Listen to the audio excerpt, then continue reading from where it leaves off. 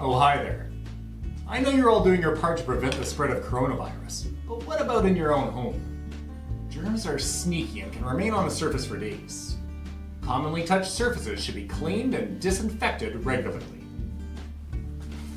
Wiping a surface with soapy water will help, but you want to kill the germs. So look for cleaners that say disinfectant. If you don't have any because of pandemic hoarders, you know who you are, Brian. Not to worry. You can mix 1 part bleach with 9 parts water, and that'll do the trick. Finish the bathroom, on my way to the kitchen!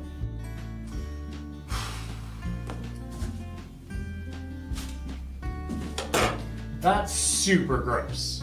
Germs love a wet environment, so get rid of your sponge and use a microfiber cloth instead. Use a different cloth for every room.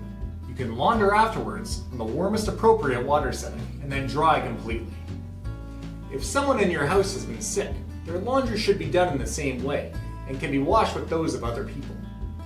By following these tips, you can prevent the spread of germs in your own home, and help flatten the curve.